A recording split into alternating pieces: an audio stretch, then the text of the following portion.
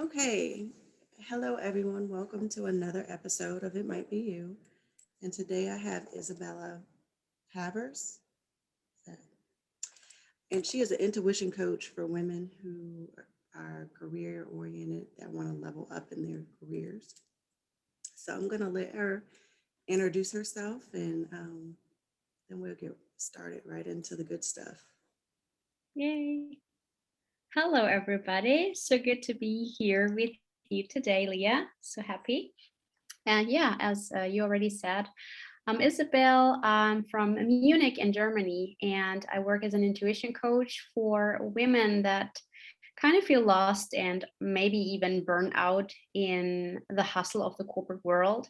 And I help them overcome this self doubt, questioning themselves all the time, and this feeling of never being good enough for anything that they do in their job because they're not recognized for anything. And yeah, I kind of help them reconnect with their femininity, because what does that mean? Once you're connected with your feminine side again, that means that you are able to trust yourself and trust your talents and eventually trust your intuition. And that is so important to attract joy and ease into your life, and in that also into your career. So yeah, that's what I do, and that's what I'm really passionate about. Awesome. So, how long have you been an intuition coach? Full-time self-employed a little over a year now, but I've been doing it part-time with my corporate job for I guess three years now. But I figured that it can't be corporate and coaching, and then I decided to go for my passion and go for the career that really lights me up and that I can be of my best service for everybody. Awesome. So I ask everyone this: do you have a specific event or moment that you had, you know what, it might be me and I want to shift or I need to shift something in my life because I'm not, living full out? It There was not really one specific moment, but I guess it was a process, and it started without me being aware of it, basically, because I was in corporate myself for about 10 years, and I was burned out myself only after being in corporate for 2 years. And I thought it was me, I thought something was wrong with me. And then I also thought, okay, something might be wrong with this company. And I changed companies. And then I also moved to another city. And I thought, okay, now here we go. It's a new start, it's a new company. I'm fresh to this. And basically, a couple of years in, I found myself in the same or in a similar situation that I was in right before I got myself into burnout.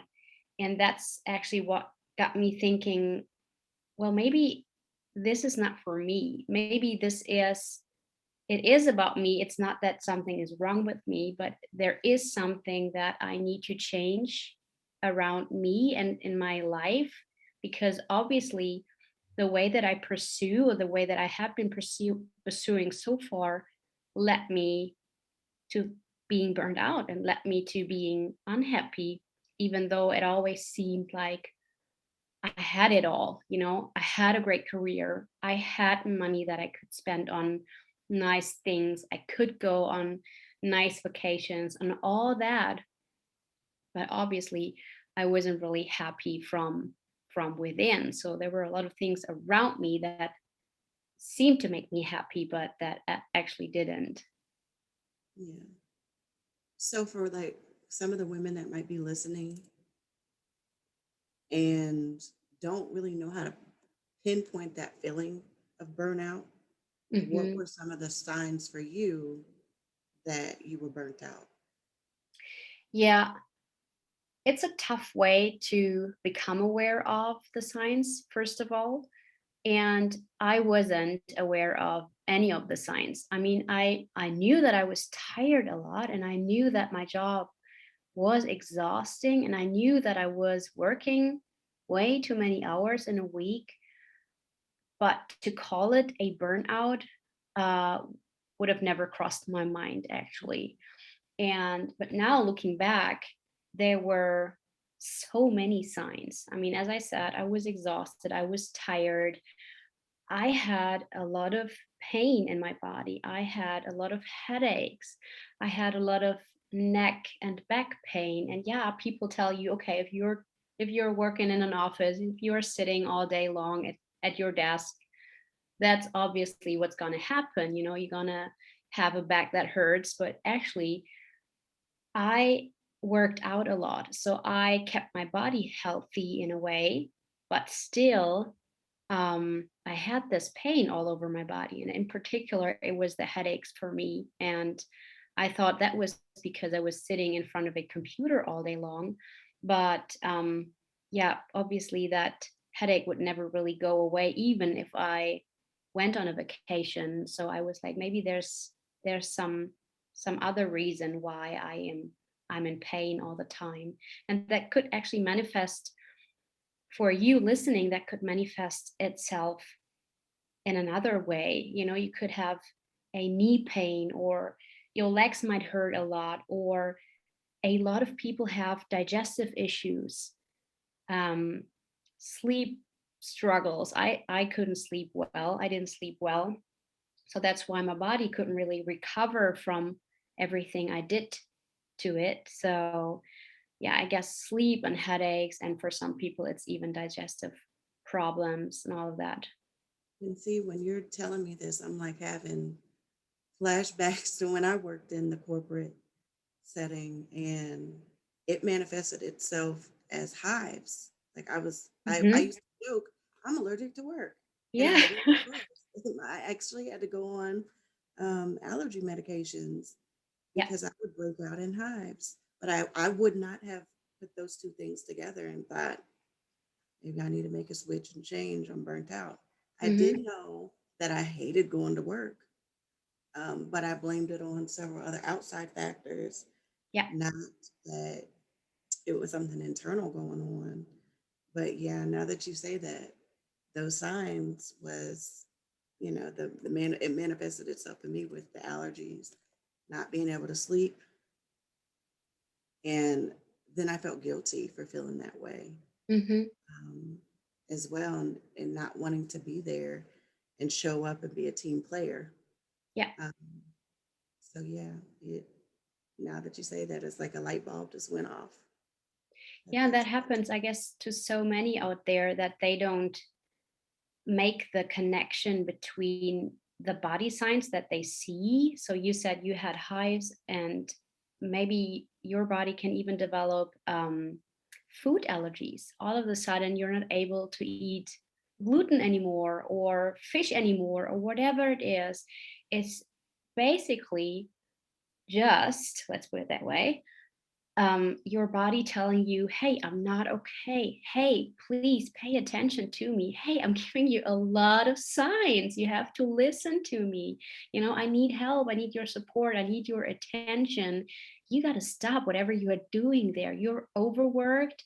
And yeah, it's the signs that your body gives you, and you just have to listen to that, or it will make things worse. so. What what was the process, I guess, for you once you did kind of start realizing that, okay, my body is at dis-ease clearly, and I need to change something. Mhm. What was that process like for you? Well, the first time when I actually went into burnout, there was no process of realization. Actually, my colleagues came to me and told me, "Okay, Isabel, we're gonna take you home now. You look sick and you are crying in front of your computer, and obviously you're not able to work anymore." So they got me home, and they got me go to a doctor who then said, okay, you just stay home for 2 weeks. And then the 2 weeks were 4 weeks, and then became 6 weeks. And then actually, I stayed home for 3 months. Hmm. Um, But then the second time it started like that, I was like, okay, wait a minute. I've been there. I've been through that. And I actually became way more aware of the body signs that were showing. I was again having a lot of headaches, and then I was like, okay, maybe this is related to my job again, even though I was enjoying myself. I had the best team in the world and I worked for a really great company, content wise and product wise. But obviously, I had an issue with setting boundaries for myself and, making that cut between, okay, this is work. I leave work, I go home, and then I have another life outside work and I have to take care of myself. And that's actually when I started to take care of myself in itsy bitsy tiny little steps, basically, because that's how you got to start. You don't start with changing your life in a 180 degree. That will never work because that will be another overwhelm for you. Right. And so with that, when you said you were taking little steps, um, was it like you creating a routine that you did in the mornings or Mhm. before you do work? So what did that look like? So the first step that I did actually was I started listening to podcasts to get myself inspired. And throughout these podcasts, I learned about a morning routine or routines in general and how they can change your life. And then I started, okay, maybe I can make these podcast listening a routine for me. And then I also got myself into meditation, Mhm. and that sucked. Actually, at the beginning, I hated it. I was like, how can people enjoy sitting on a pillow for 2 hours and try not to think about anything? How can people enjoy that? And at first I was like, yeah, meditation is just not for me. Anybody else can do it, but obviously it's not me. But then I listened to some more podcasts, and then people told me, basically, because they were obviously talking to me as well, that it's not about sitting on a pillow for 2 hours and not try to think about anything, but it can start with 30 minutes or 1 minute or 30 seconds or 1 minute, and then up to 5 or 10 minutes. And that's how I got started with my morning routine as well. And that looked, at the beginning, it looked from the outside, it looked really basic, like podcast listening, meditation for a couple of minutes, even if it was only 1 or 2 minutes. And that's when I realized, okay, these routines really make a difference in my life and really help me get out of this mentality that I was in while I was in corporate. I can completely relate to the meditation. There's something wrong with me because I'm like, I can't do this. So I decided to try transcendental meditation, and go and learn that way because I tried so many different types of meditations. Hmm. And that actually kind of stuck, because I was like, oh, I don't have to sit for 20 or an hour, just 20 minutes. Oh, I can do that. Um, so yeah, that was one of my like small things that I did Hmm. to help get me started in my day for the routines. Because I guess going into that too, um, some of our listeners are moms, and their routine, um, maybe get up, take a 5-minute shower, you know, that's basically their self care time because then they're running around trying to get their kids ready. What advice would you give moms like that are just go, go, go? Um, Hmm. that probably could benefit from having a little bit more um, routine for themselves. That self care piece is a huge thing. Uh, Hmm. Yeah, and I mean, I don't have kids yet, but I hear so many people or so many moms telling me, I can't do I can't just take an hour or two just for myself and take care of myself. And even though they understand how important that is, because as they say on an airplane, you got to put that oxygen mask on your face first because you can serve everybody else at your best. So, what advice would I give? Well, think about what your usual day looks like. And I understand that usually there is no real structure. There is no, okay, at 7 we get up, at 8 we have breakfast, at 8:30 I can take a shower. I understand that. But what in your day, where in your day could you be more present for yourself? You just mentioned they take a 5-minute shower. Make it a really mindful shower. Just become aware of the water on your skin, what the water feels like. Is it hot? Is it warm? Or do you prefer cold? How does the temperature of the water maybe change when it hits your skin? What do you feel like when you take the shower? Really don't think about, oh my gosh, I got to do some grocery shopping and then I got to do the laundry and oh my gosh, I have to get my kid to soccer training and then to, I don't know, guitar lesson and be present in that moment. And you can be cooking and be present in that moment. You can be feeding your kid and be present in that moment, like become really aware of the process that you are in right now. Like, okay, I'm sitting in front of my kid, we're having this beautiful whatever it is you have to eat. Maybe you take a specific look at the colors of the food or at the colors of what you are wearing, what your kid is wearing. It's these tiny moments, and it's basically only about becoming aware and being more mindful in your day rather than rushing around like a headless chicken all the time, thinking about all the things that you got to do and all the things that you haven't done so far. And that's, I feel a little convicted in that myself when you're saying it like that.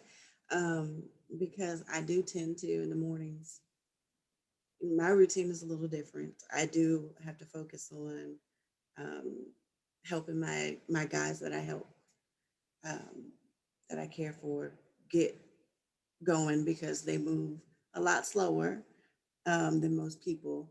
But I'm fortunate in the fact that once they are done, I get to do my morning care routine. I get to do the self care part. So I avoid that burnout.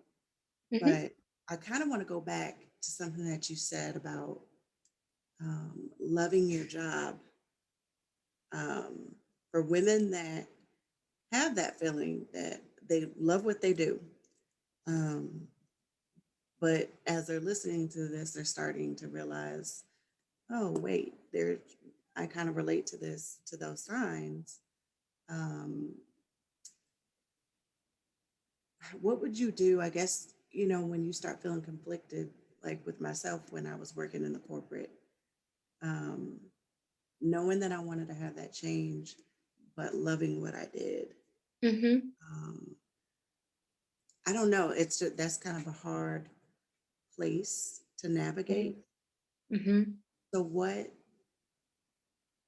advice would you give your clients that might be kind of stuck in that area? Mhm. Yeah, there is no one size fits all advice, but here is what I would look into. And I totally understand this feeling of being in between a job that you love, or maybe it's not the job in particular, but it's everything around the job. Like for me, it was the people I work with, the company I work for, but not the job in particular. Like I was playing around with numbers all day long. I was the formula queen of Excel. I was really into that. And I told everybody that I really loved doing that. But eventually I found something else that, and here's the difference, fulfilled and still fulfills my heart. In my corporate job, I had fun. I was laughing a lot. But at the end of the day, I came home and so many times asked myself, okay, what difference did my work really do today? Yeah. Whose life have I changed with the biggest formula I've ever written in Excel? And that's basically when it hit me, and when I had to tell myself, okay, it's not helping anyone. It's not that I make somebody really happy with what I do, and not even myself, not even I am fulfilled with the job that I'm doing, even though I'm having fun and I'm really enjoying it. But there was a point when that actually led into frustration, the question of fulfillment, the question of, am I following my soul path here? And I guess that's basically the answer to your question, that um, is that person, that in between person, following her soul path, or is she not doing that? And there are a couple of questions that you can ask yourself, like, are you really fulfilled? Where does the happiness come from? Like, is it the things that you have and the team that you have and the company that you work for, or is that really coming from inside of you? Is that really something that, as I said, fulfills you? um, so yeah, it's basically all about, are you fulfilled with what you do, or are you just happy, or are you just telling yourself that you're happy and that you well, there's a difference between fun and being happy, and fun and being fulfilled. So um yeah, get inspired, get inspiration, start reading books, um books about life, books about other people that have a similar story than you do. Listen to podcasts, whatever it is. There's so much out there, so many stories out there that you can learn from. um So yeah, try Yeah. and figure out, find something for you that leads you into a certain direction. And what about for women that don't know how to trust their intuition? Hmm. I know that that's a big one too. Um, yeah, like I know that there's a lot of women that don't trust it. And what would you tell them? Hmm. And that's something, we all have intuition. We're Mhm. all intuitive beings. We just forgot to listen to our gut feeling. And that's because our environments, our societies raised us like that. It's more about that logical, rational way of thinking, and not the, well, I don't feel that we should go into that direction. You would never say that in a business meeting, you know. I would never tell anyone, I don't think, this number of revenue just doesn't feel right." I could not tell anybody that, they would think I'm crazy. And that's how we kind of suppress our gut feeling. So there is not one thing that you do in particular, and then you're able to trust your intuition again. It's these tiny steps again. And maybe a morning routine, or maybe a routine of self-care, can help you tap into your intuition and start reconnecting with that feeling inside of you. And I was thinking for a couple of years. I was already thinking, okay, I just quit my job. I just don't want to work here in corporate anymore. But then what do I want to do? I don't just want to switch companies and then do controlling in another company. But what the hell will I be doing then? Oh my gosh. So I was having this back and forth and not knowing what to do. And then I got myself deeper into meditation. I got myself into more different self care practices like tapping. I got myself really deep into the world of essential oils that made a difference for me. So that one day something happened, And that feeling inside of me rose, and I was like, okay, this is it. I'm going to quit my job. This is That- it. And I yeah, just felt it. It just felt right. And I knew that was the exact right moment to quit.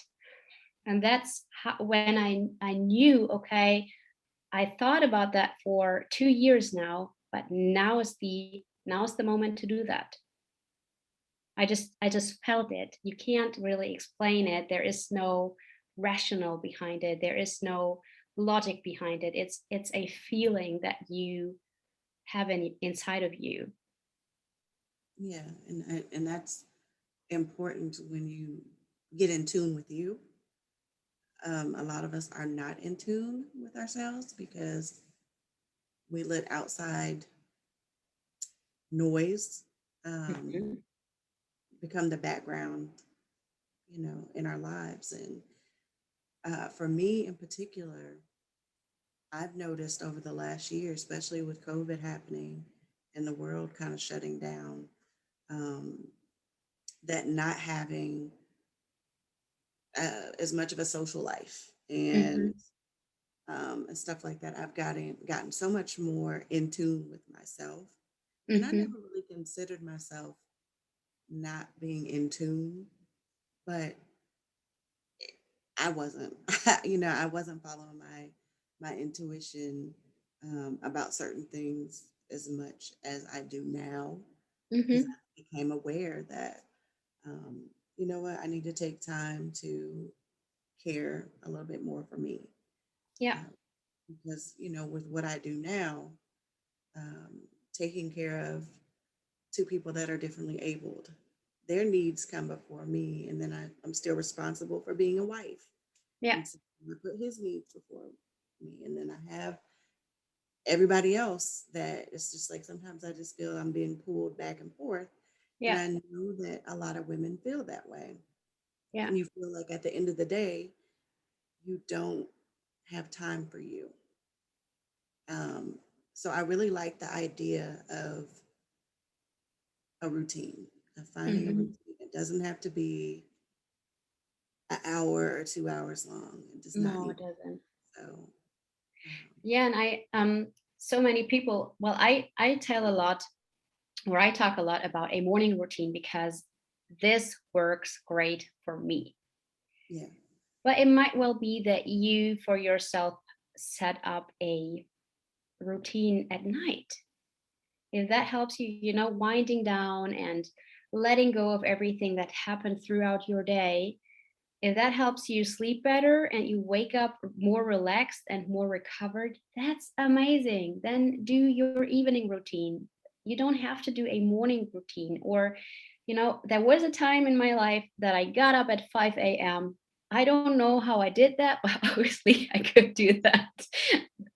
But it's not that you have to get up at 5 a.m. to do a morning routine. You can get up with your kids, make sure they have breakfast, get them to school, whatever, and then go back home. And then maybe it's 10 or maybe it's even 11, but it's still AM. That's still morning. That means you can still have your morning routine then. It doesn't have to be something that you do before everything else in your life happens. But it's about finding a slot in your daily life for yourself so that you are able to, as you said it, tune into yourself and become more aligned. And that could be anything, that could be going for a walk, listening to a podcast, reading 5 pages in a book. Nourish your body in a holistic way. So, nourish it food wise. So, get some greens and fruits and veggies and all that in, but also make sure you feed your mind and your soul in a particular way, in a good way. And if that means listening to your favorite song every time in the morning, every day in the morning, then do that.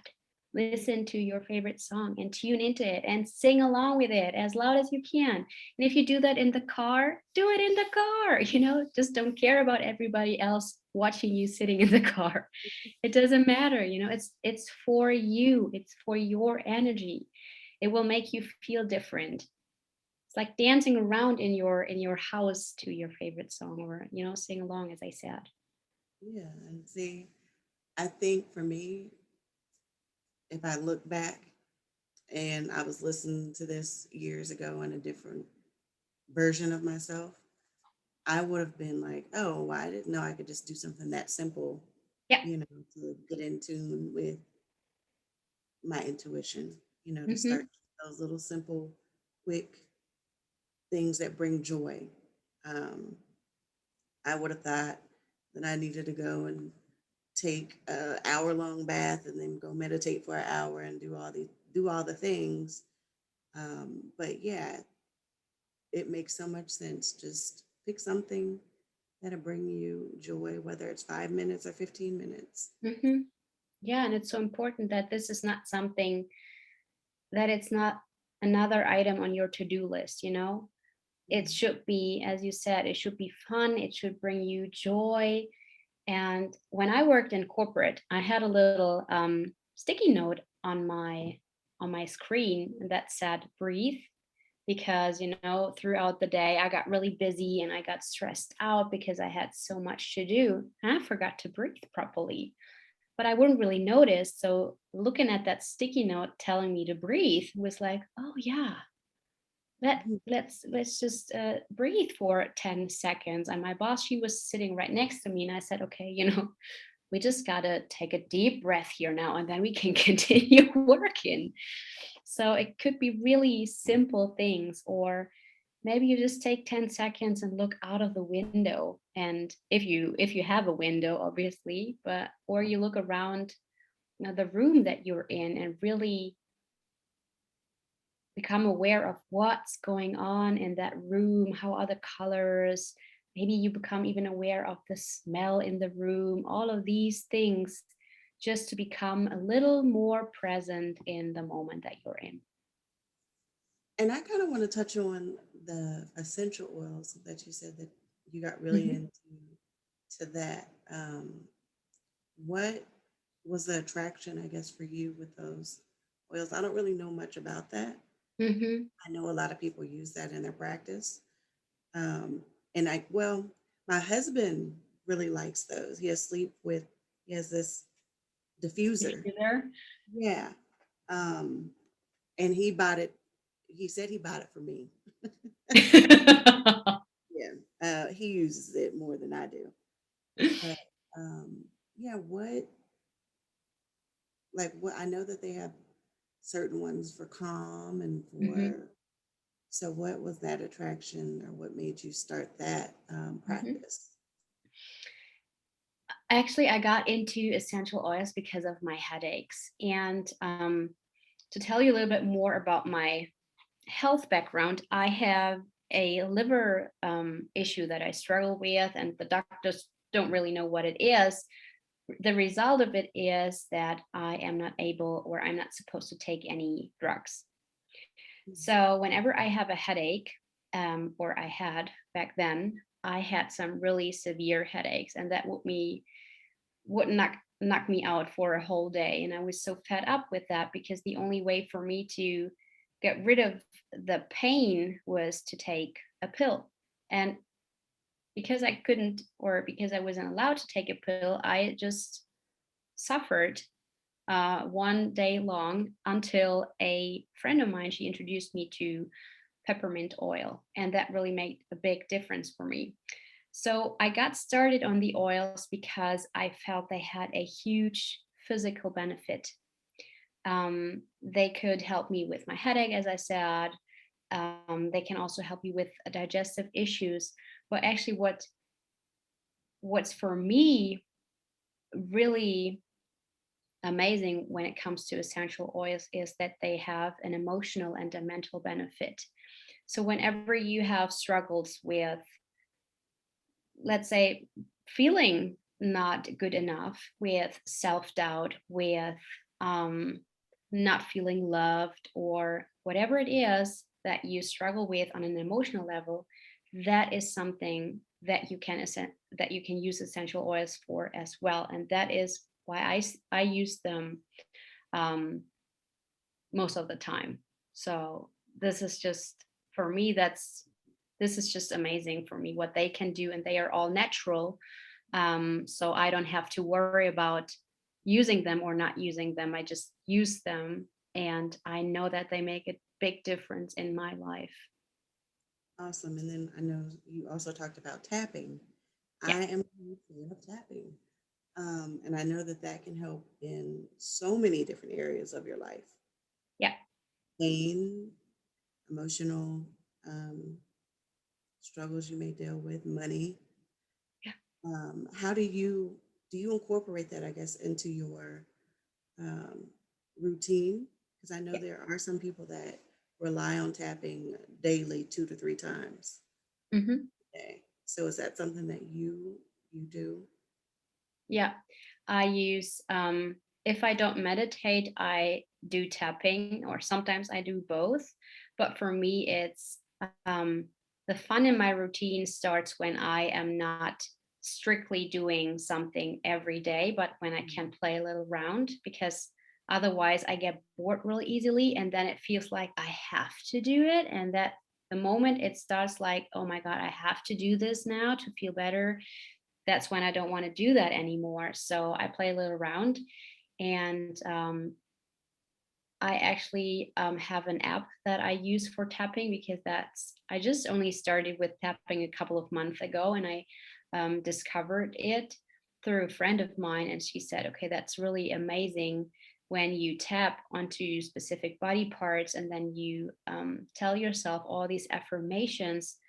What changes can happen within one tapping session that is 5 or 10 minutes long." And this is so, again, this is also such an easy tool to implement. And you can also do it basically everywhere, as long as you don't care people looking at you like, what's she doing over there, tapping on her forehead all the time and mumbling something. But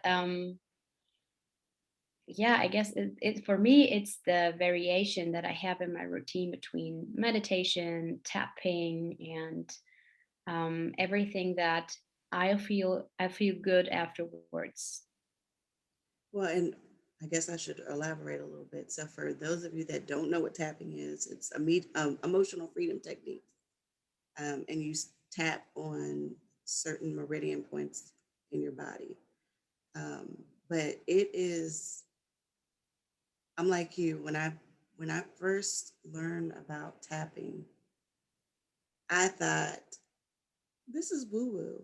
This is messed Hmm. up. This is just ridiculous. Um, and a friend helped me tap away my shoulder pain, Hmm. and I don't have it anymore. And that was what, 2, 3 months ago. Um, and that was when I became a believer that, oh, okay, this really works. So I've incorporated that into a lot of my practice. Hmm. And I've taught my mom how to do it, and her reaction was the same as mine, like, this is crazy. And she was laughing and giggling when I first taught her how to do it.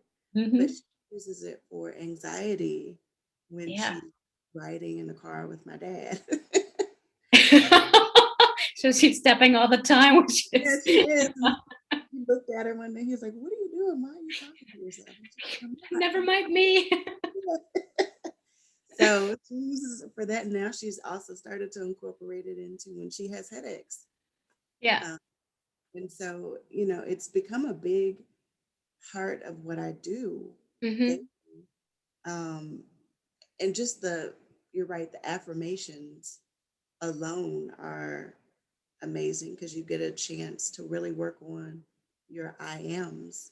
And a Yeah. lot of people don't really realize that. And I think that's another way for you to tap into your intuition too. How do you view yourself when you say I am? What is that word after? How do you describe yourself, that identity?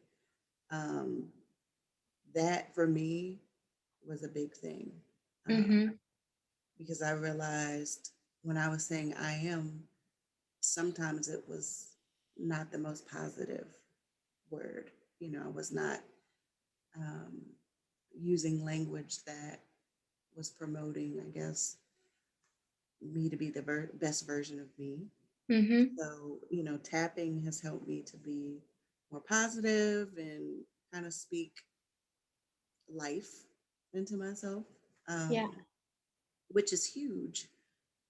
So yeah, I really love that practice, and that would be an amazing thing for people to learn, because that, like you said, it could be 5 to 10 minutes, and it does lift your spirits, and you do feel a shift, depending on what it is that you're tapping on. Yeah. And what I also like so much about tapping is um, the connection again between our mind and our body. Yeah. So, as I said, I use an app for that because I feel for me that's easier to do that when I don't have to think about anything myself. Um, and when I use the app for headaches, for example, and how they talk about, okay, where does that feeling of headache come from? And what is it that I'm thinking about myself in the moment where I have a headache? How do I talk to myself and think about that maybe I wasn't talking to myself in a nice way? And that's where the headaches come from. That is the connection between the body and the mind. Mhm. And this is something that tapping highlights a little bit more than meditation, because in meditation you basically, well, you have a body scan, for example, that you go through your body and tune into your body and check out what's going good, and where you might have or where you might feel a pain. But with tapping, that's really the connection between the words, between the thoughts that you're thinking, and physical symptoms that show in your body. And this is what I feel is so amazing about tapping Yes, and and so powerful. yeah, I could not agree more. So I have to ask, what is this app called? It's the tapping solution.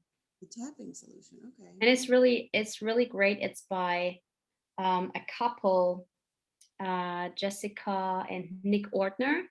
And Okay. they also use the affirmations of Louise Hay. Okay. I love her.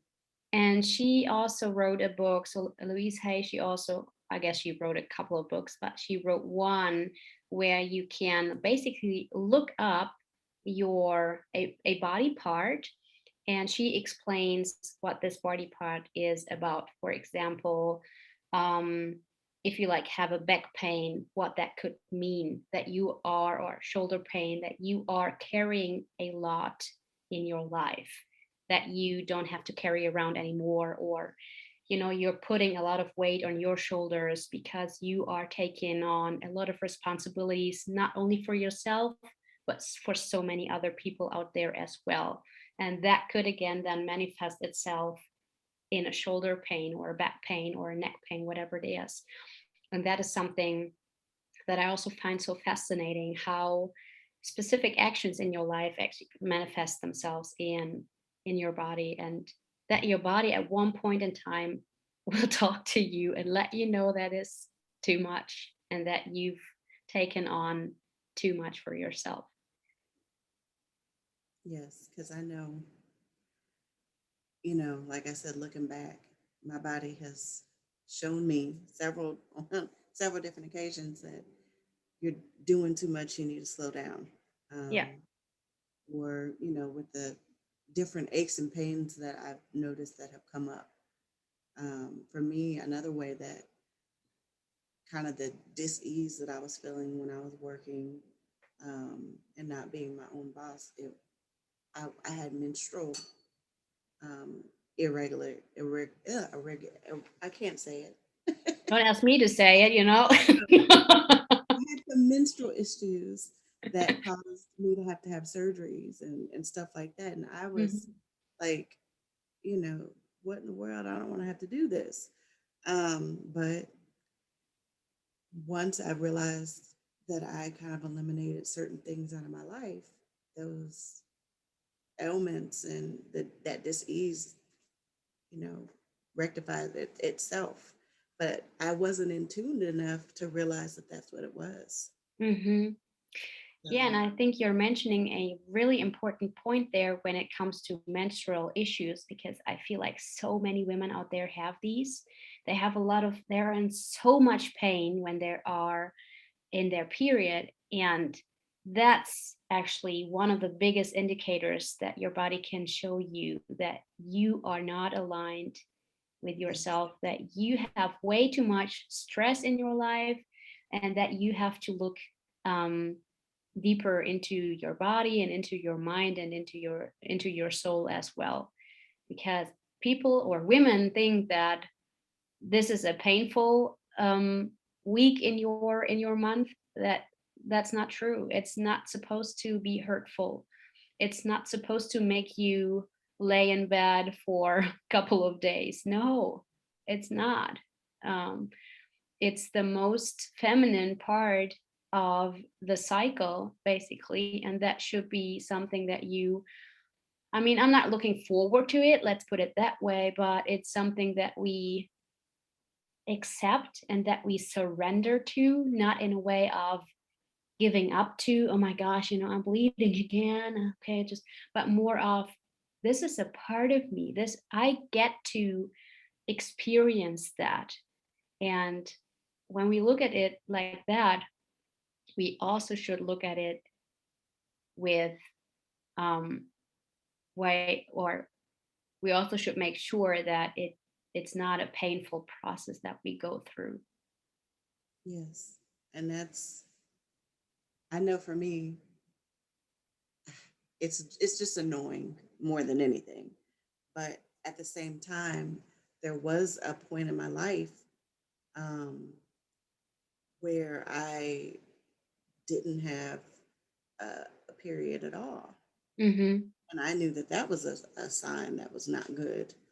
Um, so, it's kind of waned back and forth. The more I become in tune, I feel like the more my body functions the way that it's supposed to, that I'm Yeah. getting in alignment. And I'm not even completely there yet, but the more work I do on myself internally to get aligned and to feel like I'm doing what I'm called to do, Mhm. actually listening, to what that intuition, that voice, the the better I feel um, overall. My well-being is just much, much better. So, um, yeah, I this was kind of an eye-opening conversation for me because it made me think back to some of the things that I struggled with when Mhm. I was working in corporate, and I never would have put these things together had I not had this conversation with you. That Mhm. those were the signs that I needed to make changes then, and I just didn't. I kept going along with, no, I'm supposed to work. I'm supposed to be in Yeah. this Yeah. job, and I, was not fulfilling me. And I don't want to say there's, or I want to stress that there's nothing wrong with corporate. No, no. There's nothing wrong with it. But what's missing in corporate, and what I was missing in corporate, and that, and why so many women in corporate are so sick, is because there is this lack of softness. There is this lack of intuition. There is this lack of flow. And women neglect that part of themselves, and men do too, by the way. Men have a feminine side as well, even though they don't want to see that and don't want to talk about that. They do. But we all neglect that, and especially in corporate and in so many other areas in our society, this is suppressed because femininity is regarded as something weak. It's way too many emotions. You don't want to get emotional, you don't want to cry in front of your boss in corporate, never Yeah. ever. Or you don't want to get upset, or you don't want to get angry or whatsoever. Emotions are not allowed in corporate, and that's what I in particular want to help women with. And that's what I also tell my clients every time. It's so important to allow this part. of yourself. Emotions are part of yourself. If you don't if you don't let them out, if you don't show that you're angry, if you don't show that you're upset, if you don't show that you're sad about something, that also will manifest itself somewhere in your body and it will show.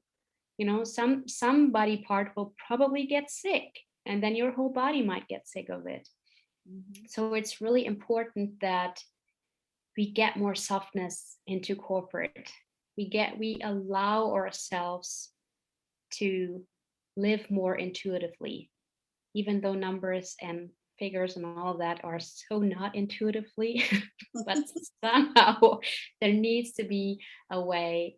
And I feel like this is through the people that are doing the job, is how we get that flow into corporate as well.